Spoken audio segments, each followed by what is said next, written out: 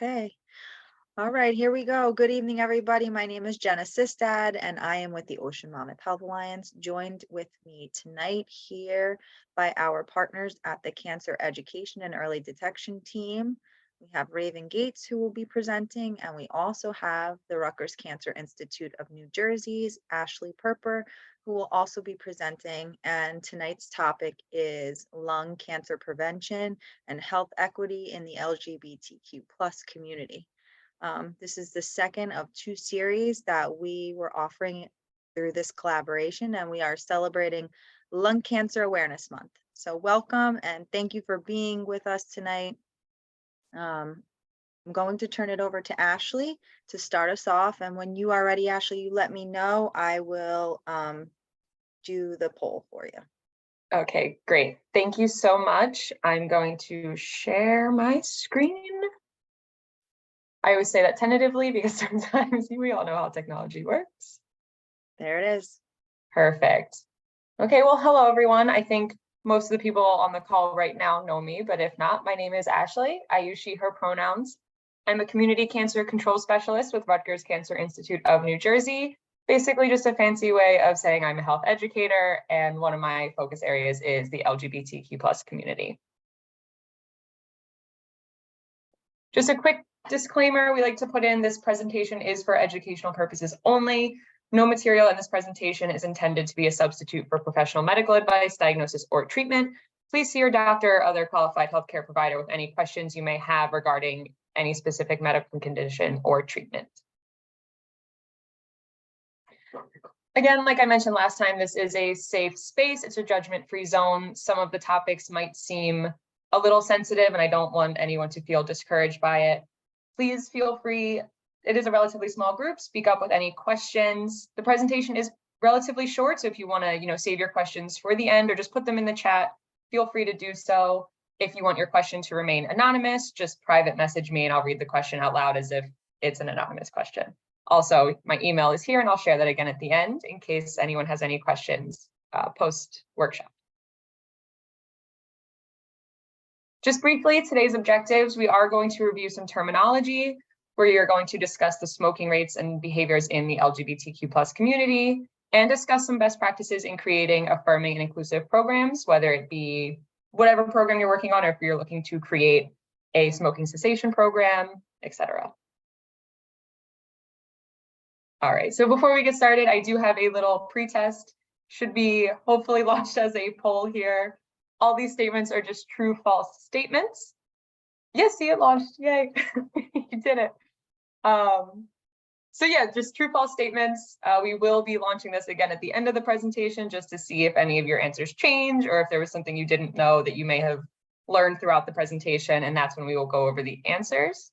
So, the first statement here, sex and gender mean the same thing. That is a true, false statement. LGBTQ plus populations have higher rates of tobacco use when compared to their non-LGBTQ plus peers. The tobacco industry has been known to target the LGBTQ plus community, and tobacco smoke has more than 7,000 chemicals in it.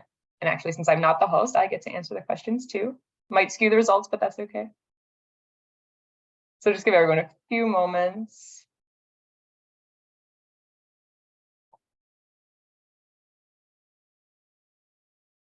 My poll has been submitted, yes.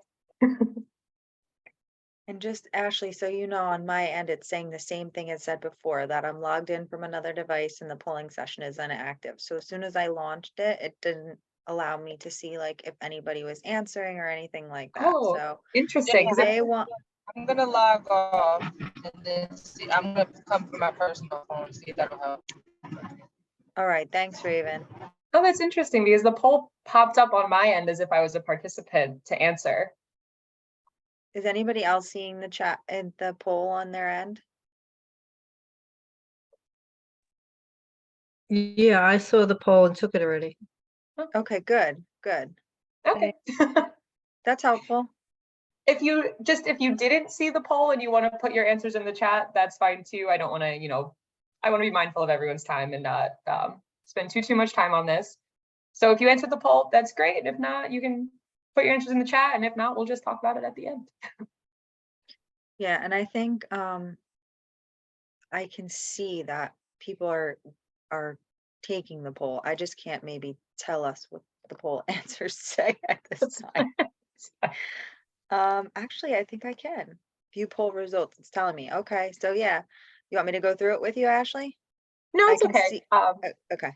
Yeah, because we're gonna go over the answers at the end. This is just, for fun. I know Okay. tests aren't fun, but You're on. Thank you. all right. Well, thank you. I know it's a learning curve for everyone. I'm just gonna move on here, hopefully. All right, so before we dive into really the nitty-gritty of today's presentation, I do just want to go over some brief terminology just so we all are starting with the same, baseline knowledge for some of the terms we're going to be using later in the presentation. So real quick, just really understanding the acronym, what do the letters mean? So the first letter in the LGBTQ acronym is the letter L, which stands for lesbian. And this is someone who identifies as a female being sexually or romantically attracted to other people who identify as female. The next letter is the letter G, which means gay. And this kind of has, a dual meaning. So its overall definition is someone who is attracted to the same gender as themselves, but it is most commonly used for people who identify as men being attracted to other people who identify as men. But it can also be used as an umbrella term. Some lesbians do prefer to be called gay, etc. The next letter is the letter B, stands for bisexual. And I just want to use this as a moment to highlight how language can change and evolve over time. In some of my earlier presentations from last year, I had bisexual defined as someone who is attracted to both men and women. And after doing some presentations, talking with other community organizations, the term has evolved a little bit over the last few years to just mean someone who is attracted to members of the same gender as themselves, as well as other genders. So it's not necessarily that binary of just being attracted to men and women. It's, being attracted to someone who identifies the same as you, as well as others. The next letter is the letter T, which stands for trans or transgender. This is someone whose gender does not match the sex they were assigned at birth. So if someone was assigned male at birth, transitions to female, they are a trans or transgender woman or just a woman, and vice versa. With the transgender community, I just want to point out that there are a few different ways people can transition. People can transition medically. This is where they start taking hormones. They may undergo some surgery, that type of thing. They can transition socially, where they go by their preferred name or preferred pronouns, or they can transition legally, where they're changing that gender marker on, their driver's license and their birth certificate and all other legal documentation. And people can transition in all three ways, just one way, two way, like it's really different for everybody. And that's the point I want to drive home, that transitioning doesn't look the same on everybody. And the last letter in the acronym is the letter Q, which means queer. People who are queer are just really people who don't fall into the heterosexual cisgender norms. So queer is sometimes used interchangeably with the LGBTQ plus acronym. It really is the umbrella term. Some people do think this word is still a little bit controversial because it was used as a slur throughout history, but the community is really working to reclaim the word. You may hear me use queer interchangeably with LGBTQ throughout the presentation, just so I don't trip over my words too much. And then the plus is used to describe any orientation or expression not listed in the acronym. And this can be, there's a multitude of ways people identify themselves. So this can include intersex, pansexual, genderqueer, gender fluid, omnisexual, asexual. There's, really hundreds of ways people can refer to themselves. And it's really just important to respect that self-identification. And when someone tells you who they are, just listen to them. I do have a great glossary of terms I can share in a follow-up email that really breaks down as many terms as it can in the form. And then I know I touched on this briefly in the last slide, just the difference between sex assigned at birth, gender, and sexual orientation. So sex assigned at birth is the label that you are given when you are born based on, medical factors. Basically, you're born, the doctor writes F for female or M for male just based on what they see. And this is what's typically put on someone's birth certificate. Gender is someone's innermost concept of self as man, woman, a blend of both, or neither. One's gender identity can be the same or different from their sex assigned at birth. And this is where you see, when it's different from your sex assigned at birth, that would make you transgender, somewhere beyond the binary. And then if it matches, that's what we call cisgender, when your sex assigned at birth matches your gender identity. And sexual orientation, this describes who you are attracted to, whether romantically or sexually.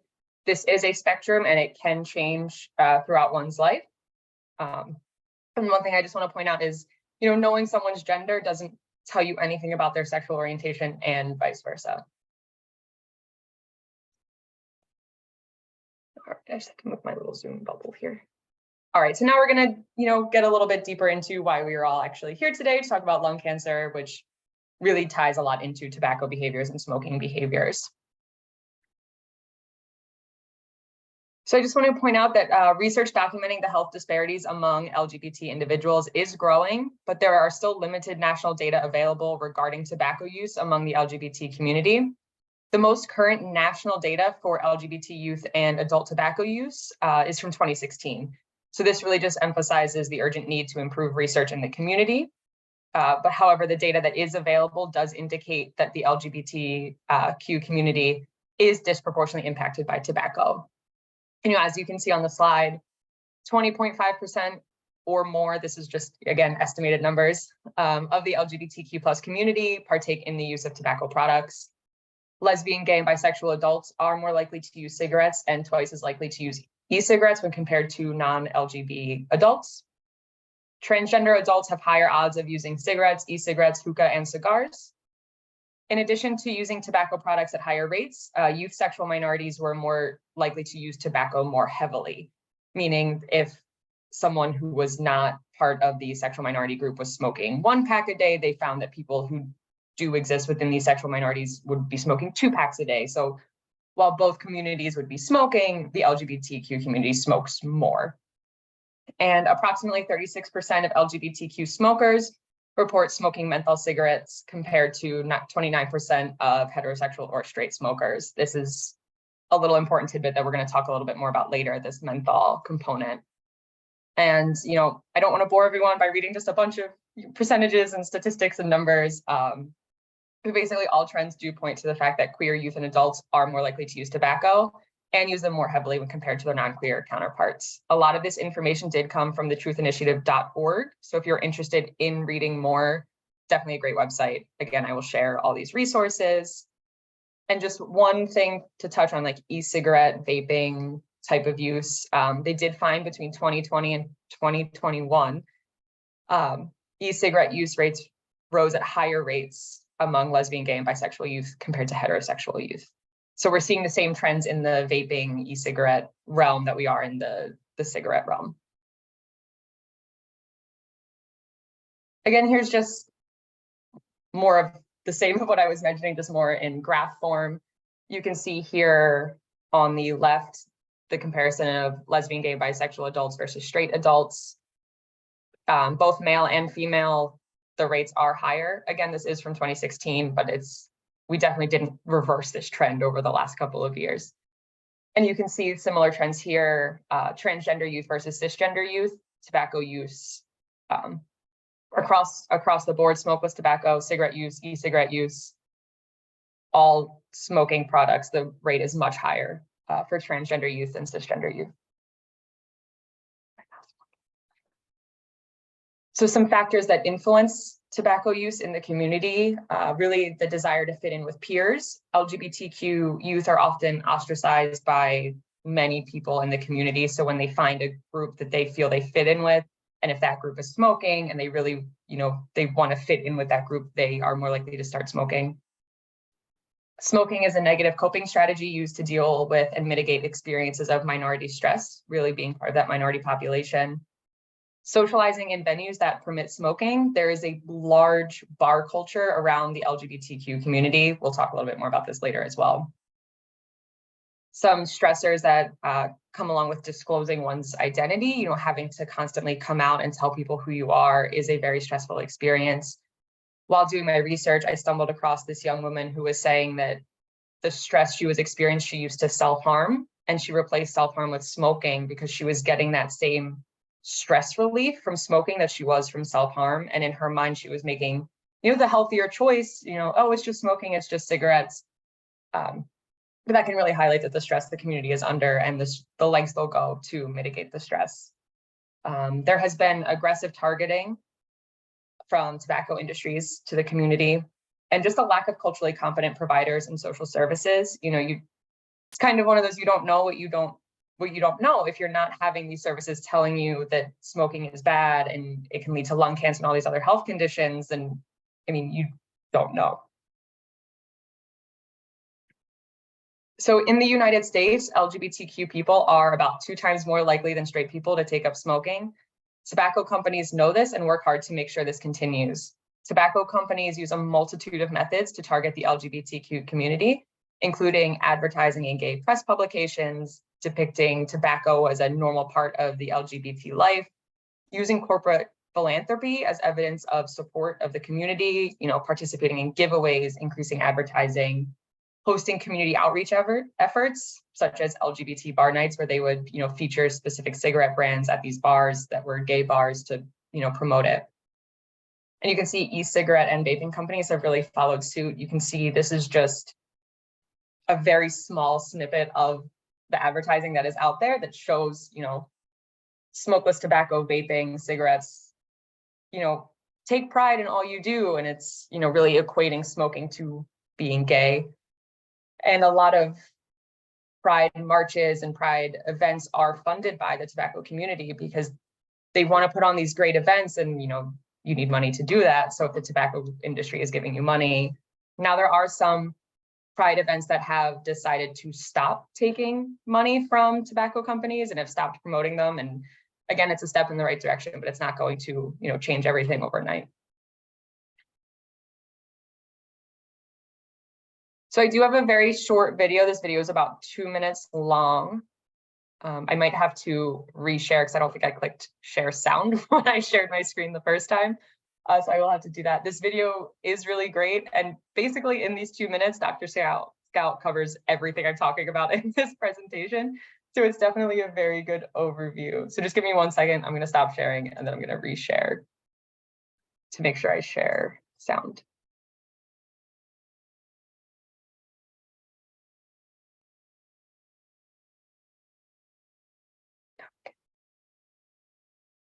Let's see.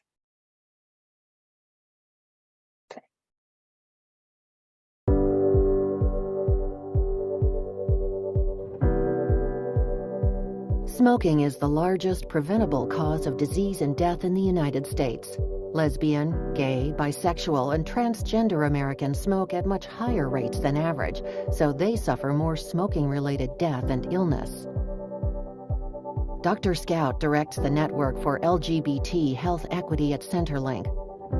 Here, he talks about what smoking does to LGBT communities.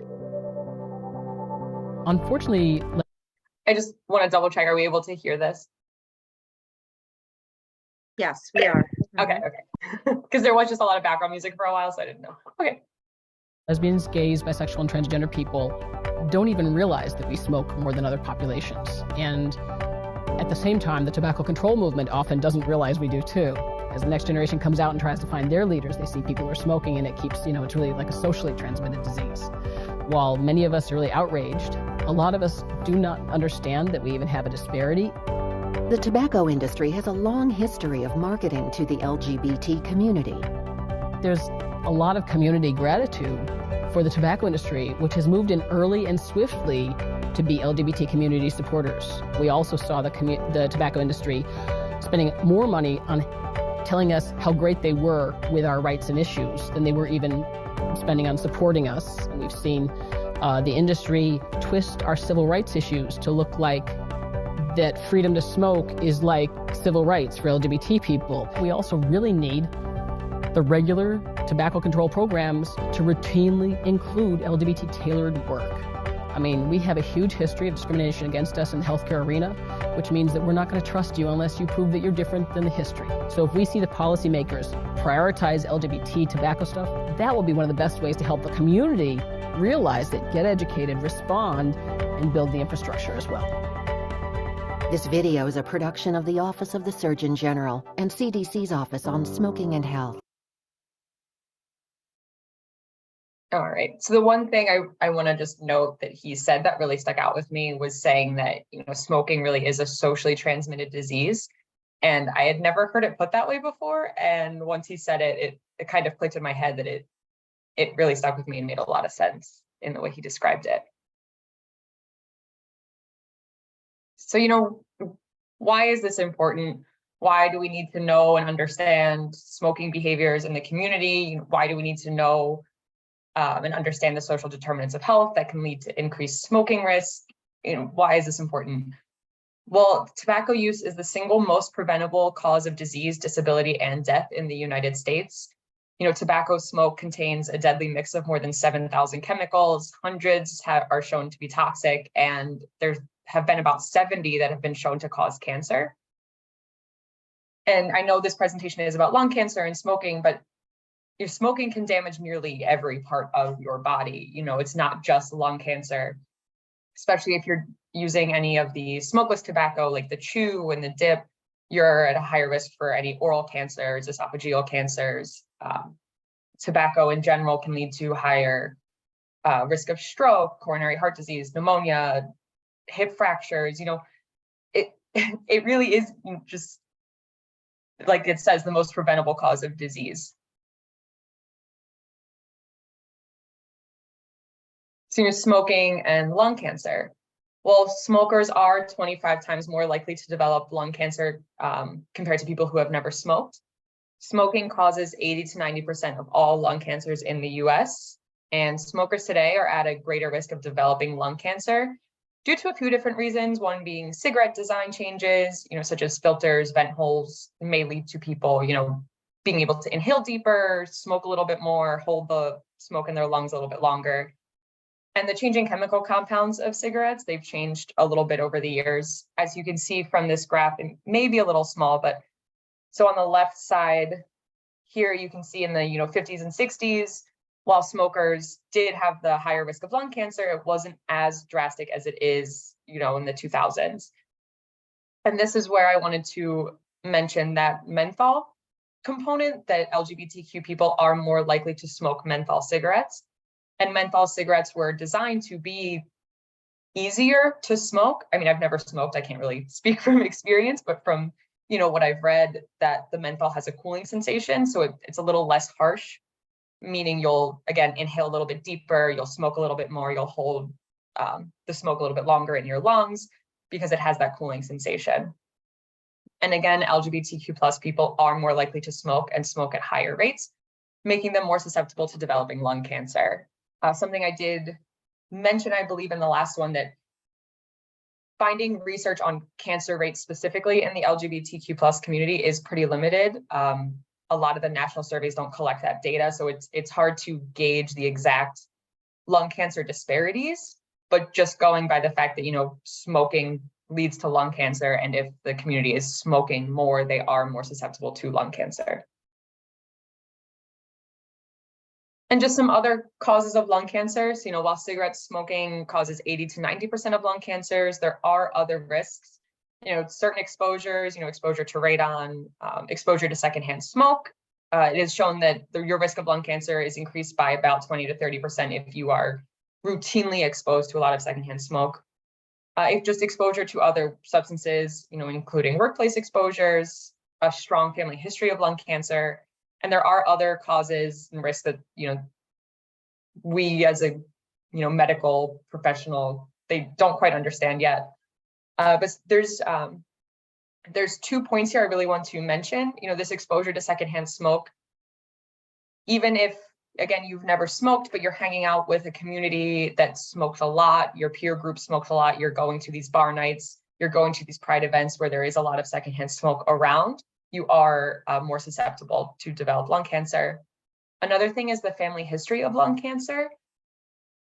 So as LGBTQ people are less likely to seek preventative care, they are less likely to go to the doctor for whatever reasons, the mistrust, the lack of culturally competent providers. So they're not disclosing this family history with their doctors, so they might not get the screening in the time frame that they should be. Also, a lot of LGBTQ persons are estranged from their family. You know, they have this discrimination against them from their family, so they might not even know their family history just because there's that lack of relationship.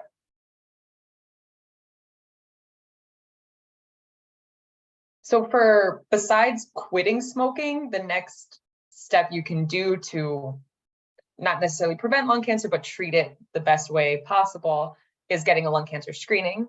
And the USPSTF expanded its guidelines relatively recently for annual lung cancer screenings and now recommends screenings for adults ages 50 to 80 who have a 20-pack year smoking history and currently smoke or have quit within the past 15 years. A person's pack year is determined by the number of packs of cigarettes smoked per day, multiplied by the number of years they smoked. I'm sorry, I know we weren't all expecting to have a math lesson or have to do crazy math right now, but just for example, 20 pack years is equal to, 1 pack a day for 20 years, or someone who would smoke 2 packs a day for 10 years, that's that 20-year pack history. This recommendation has been expanded. It was previously a 30 pack year history, and the age range was a little bit more narrow from 55 to 80. So they are trying to get more people screened that meet the eligibility requirements. And why is this important? Well, unfortunately, lung cancer symptoms typically don't appear until you're in the later stages of disease. So if you're in those early localized stages, you might not have symptoms. So you're less likely to get checked, meaning you're less likely to get diagnosed. Only about 16% of lung cancers are detected at the localized stage, and about half are detected at the very late distant stages when treatments are much less effective. In this little chart here, you can see this 57%, the stage of diagnosis is at that distant, the cancer has metastasized to other parts of your body, making treatment much more difficult. And this the second smallest little piece of the pie here is those people getting diagnosed at that localized stage. It's confined to the primary site. Treatment is more effective when caught in these stages. But again, LGBTQ plus people delay preventative health care very often, so they're less likely to get diagnosed at these early, more treatable stages. So we are going to talk a little bit about best practices, how to collect better SOGI data, how to, really kind of change this conversation. And I think most of us on this call right now are from more the provider side of things, so this will seem a little bit more provider heavy right now. What can be done? What can we do to make this shift? Well, we can improve data collection on topics including tobacco use rates, perceptions, and disease risk. We can ensure access to cessation services and reduce barriers to care. We can create affirming tobacco cessation programs. We can address mental health concerns and other social determinants of health that lead to tobacco use. We can mention and include LGBTQ plus symbols and people and advertisements, flyers, client handouts. We can build better relationships with LGBTQ plus organizations and health centers. And we can collect that SOGI, the sexual orientation and gender identity data on intake forms to really help drive research forward. So we are going to talk a little bit about registration and intake forms, how to be a little bit more affirming and inclusive. I understand this group represents, a variety of programs and organizations and community members. So these are just guidelines. We are going to discuss how to better design your registration or intake form to be more inclusive, but also to help better collect that SOGI data. Designing inclusive and affirming programs can go a long way. As we heard in the video previously, there is a lot of mistrust of the medical community, and them putting in extra effort and putting forth these better programs can be very beneficial. So when it comes to asking about names, if you are running a program that requires legal documentation for whatever reason, you would have a section that asks for a person's legal name and a section that asks for a person's preferred name. Using preferred name is important because it uses the language that makes it clear about what you're asking. The phrase preferred name makes it clear to people who are cisgender that you're asking if they go by a nickname.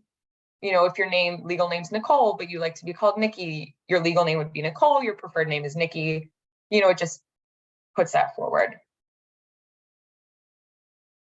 But when it comes to, the transgender community, it really lets them know you're asking for what name they prefer to be called, whether this is different or the same as their legal name. You want to avoid using the term real name to describe a trans person's legal name. You always want to call them by their preferred name. For example, if someone comes to you and they are a trans man, all their legal documentation says their name is Michelle, but their preferred name is Nicholas. Again, you would have the sections for preferred name and legal name. In addition, you want to provide a section that asks for people's pronouns. If an employee or client or community member, anyone is unclear about what pronouns are, you would explain to them that pronouns are just a way for people to refer to them, and that you were asking about pronouns in order to establish an affirming climate.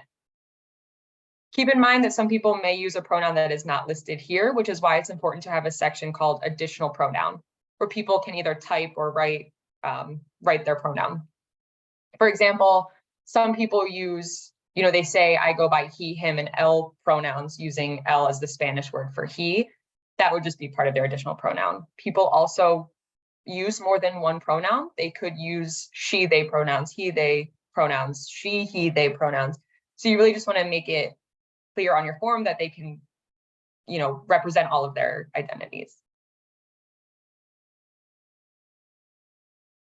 Now, when it comes to asking about sex assigned at birth, gender identity, and sexual orientation, it is best practice to design your form according to what is called like a 3-point question format. Basically set up how you see it on this slide. There is a section for sex assigned at birth, current gender identity, and sexual orientation. When it comes to asking about gender identity, you want to, sex assigned at birth, you want to include male, female, and intersex. Someone who is intersex is someone whose reproductive anatomy doesn't fit into those neat male or female categories. The outdated term for this is hermaphrodite, but it is now, again, language changes and evolves, terms evolve, so now intersex is the proper term. Now, when it comes to asking about gender identity, you want to include male, female, transgender man, transgender woman, and a genderqueer / non-binary category. In a very perfect world, the form would say cisgender male and cisgender female, but from being in the community and speaking to colleagues and everything, most forms either they don't have enough space to write everything out. And some people are not familiar with the term cisgender, and it may confuse them a little bit. Again, perfect world, you'd have cisgender male, cisgender female, transgender female. But again, baby steps in the right direction. When you are listing these trans identities, you want to avoid using the word transsexual and always use transgender. Transsexual, again, language is evolving. It's a very outdated term, can be offensive to some people. In addition, people are starting to move away from saying female to male and male to female. It's better to say, AFAB, which is someone assigned female at birth, or AMAB, someone assigned male at birth. This is an important distinction because saying, male to female or female to male has a very medical undertone, and it kind of reduces trans people to their surgical history as opposed to their identity. Again, not all people choose to transition in the same way, so we don't want to focus just on what someone's body looks like.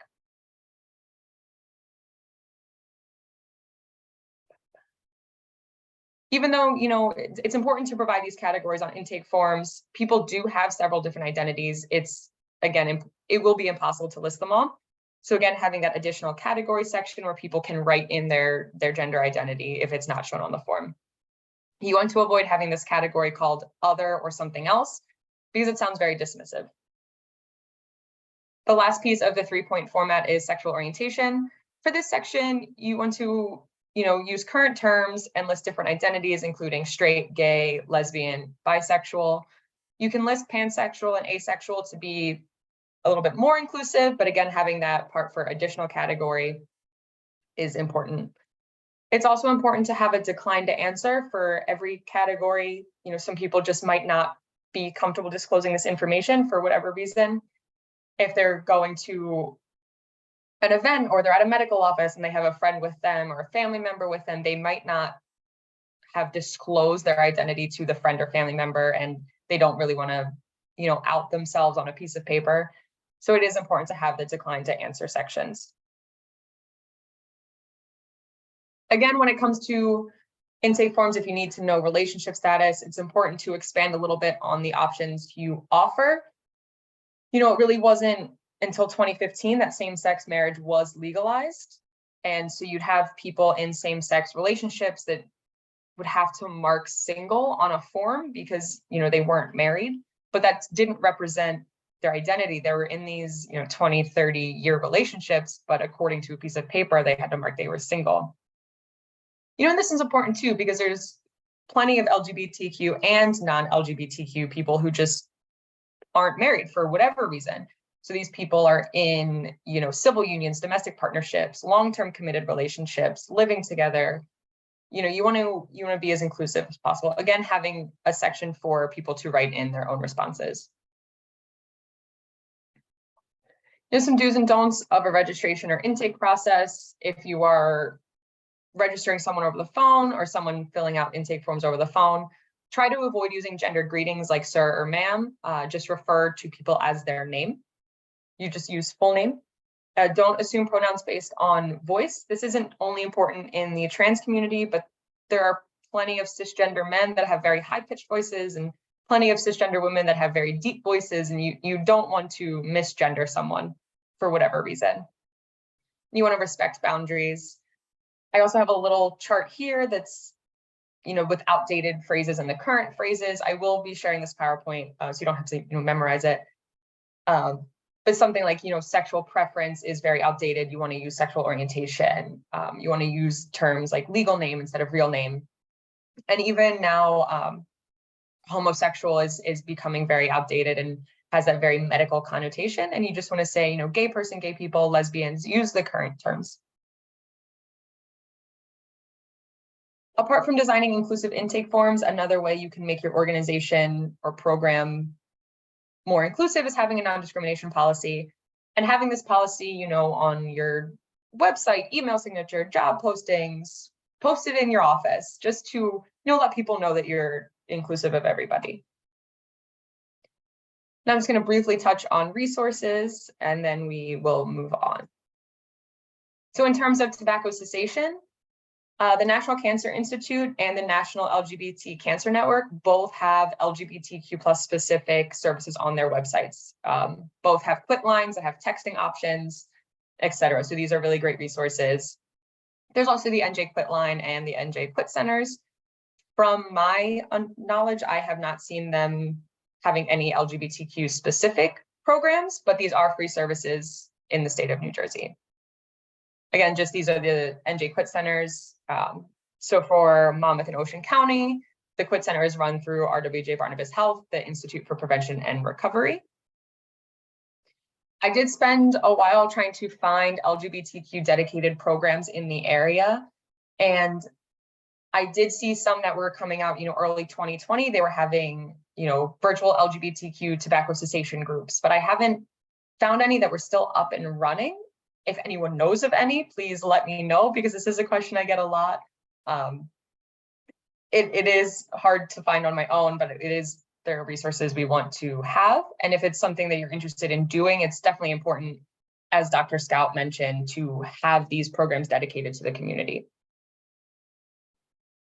I'm going to skip this slide, and CEED, I know a representative is going to speak to this a little bit.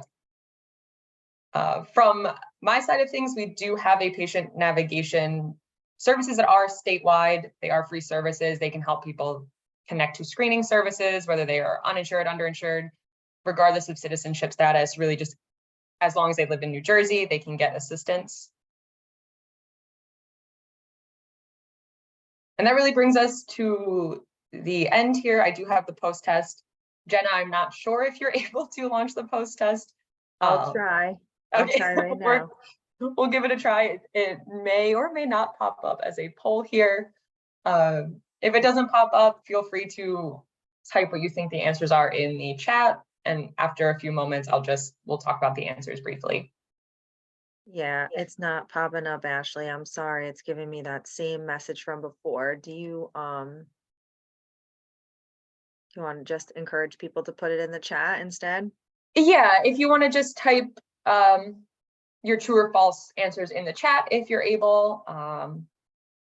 If not, like I said, I'll just give it a few moments for people to think on this and then we'll go over the answers.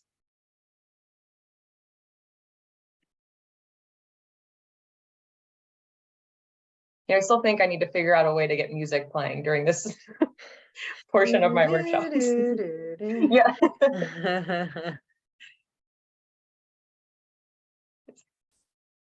All right. Well, I do want to be respectful of everyone's time. So we'll just, I do see some things popping up in the chat, but we'll just talk about the answers. So again, these are all true false statements. So the first statement, sex and gender mean the same thing. This is false. Gender, sex assigned at birth, and sexual orientation are all very separate concepts. The next three statements, they are all true. LGBTQ populations do have higher rates of tobacco use. As we saw, the tobacco industry does heavily target the community, and tobacco smoke is known to have more than 7,000 chemicals in it. So I can't quite see the chat answers yet, but I hope that everyone learned a little something and got most of them right. And if you didn't, that's okay too. I think everyone did. Oh, yay. So there is an evaluation survey, but I know we have Raven here who's going to talk about NJC, so I'll just share the evaluation survey in a follow-up email, just the link. But that's really it. I will stop sharing so I can put my information in the chat. I will be sending a follow-up email with all websites, resources that I did speak about. And yeah, that's it. Let me figure out how to stop sharing. Thanks so much, Ashley. I'm sorry about the post-survey issues. It's okay. I have issues with polls all the time. Wow, the stats are incredible. Very helpful information. And so as we transition out, we're going to hear from Raven Gates of the CEED team, the Cancer Education and Early Detection team, to talk with us about screening opportunities that they offer in our local region. So I'm going to share my screen now as I welcome Raven Gates. Thank you, Ms. Gates. Hi, everybody. Ashley, great presentation. I learned a little bit more every time we have these presentations. So this is awesome. And thank you for being a part of this. But again, my name is Raven Gates. I'm from the New Jersey Cancer Education and Early Detection Program. Short word for that is CEED, and we are in Monmouth and Ocean County. NJC is a cancer screening program. We are state and federally funded. We offer low cost screenings for uninsured and underinsured adults ages 21 to 64 who live in Monmouth and Ocean County. Uninsured meaning that they have no health insurance, no private insurance, no Medicaid or Medicare. Underinsured meaning that they may possibly have Medicare or Medicaid or not Medicaid, Medicare. But there's different plans of Medicare that do not cover prevention services. So we are possibly able to help those individuals if they meet the income guidelines for our program. But we also can connect individuals with primary care providers for all medical needs. The 4 target cancers that we cover under CEED are breast, cervical, prostate, and colorectal. And the eligibility requirements for an individual to be a part of CEED, they must be a New Jersey resident and over the age of 21 years of age. And income eligibility, as well as, like I said previously, uninsured or underinsured. And we do welcome all patients that identify as she, her, hers, he, him, his, they, them, and theirs. So I think it's great that we're doing this partnership with Ashley and reaching a little bit more beyond for the LGBTQ plus community, because we know a lot of them are kind of hesitant to go and get certain screenings based on their own opinions. But we just want to make sure that they feel safe when they're coming through the CEED program, even as they're going to our different providers, making them conscious and aware of creating a safe space for them and partnering with LGBTQ plus clinics so that they know that our services are still provided to them no matter what they identify as. And the program services that we provide are education, outreach, screening, case management, tracking, follow-up, as well as facilitation into treatment.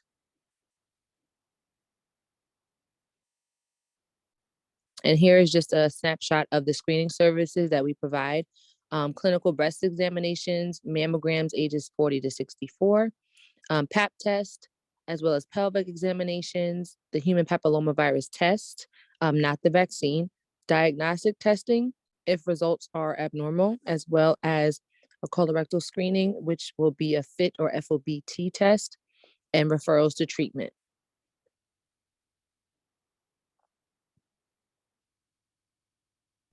And we also cover PSA. It was a prostate cancer test.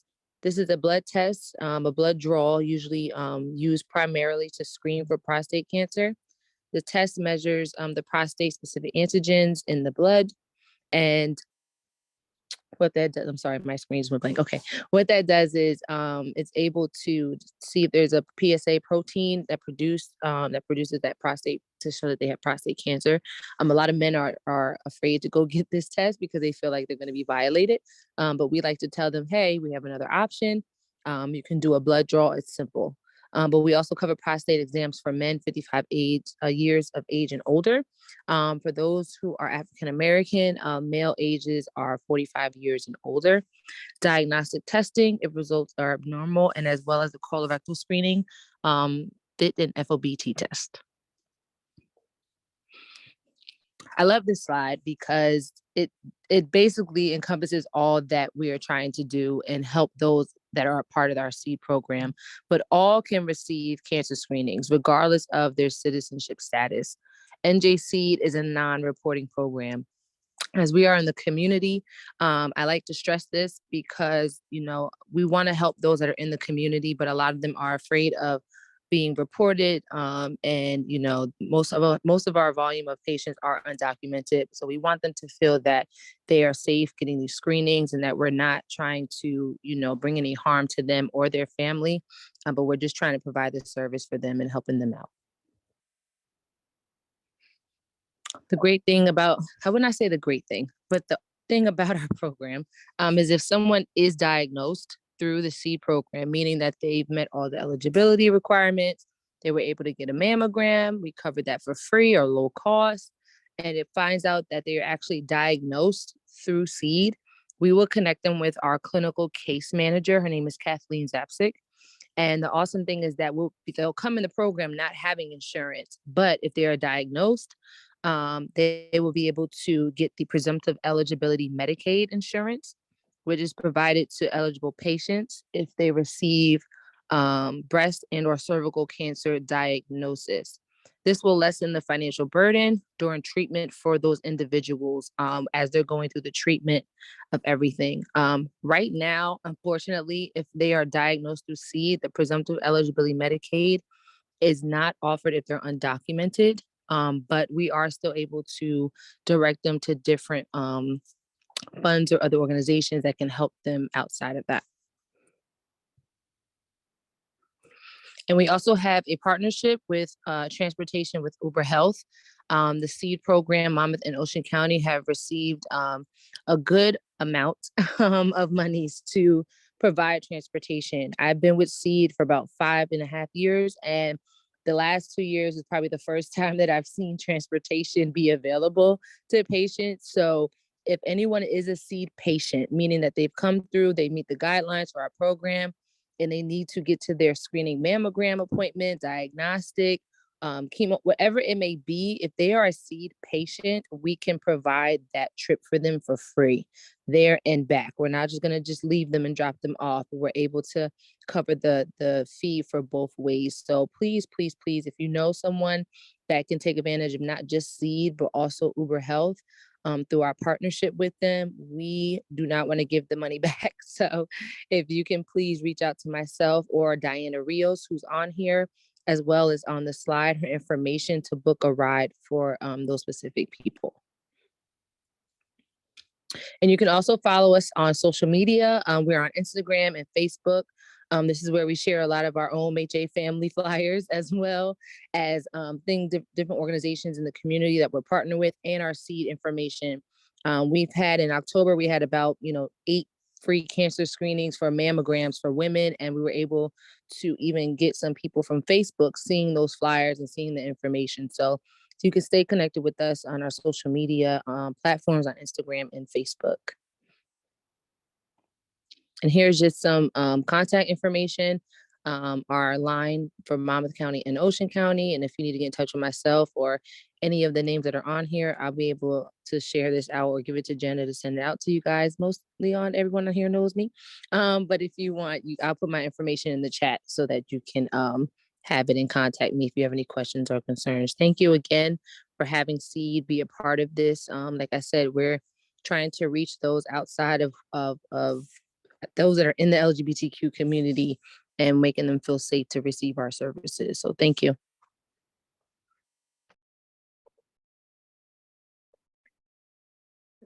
No. Thank you, Raven. Always good to hear. I have a question for you, Raven. You had mentioned about the screening services and the diagnostic services. Does it always, so if somebody is diagnosed with breast or cervical, we can help. What about CEED can help? If they get anything about colorectal or prostate, what would that look like for a family? So right now, for diagnosed with colorectal or prostate, we would not be able to help them with their presumptive eligibility Medicaid right now. But hopefully in the future, near future, we can. But as of right now, it only covers breast and cervical. We will try to refer out to one of our other, connections and see how they can assist them with that. Okay, excellent. So a referral to one of your provider sites. Yes. Cool. Okay. Thank you. Does anybody have questions for Raven or Ashley? As we're here tonight, that it's a manageable group. You could feel free to write it in the chat or take yourself off mute and ask aloud.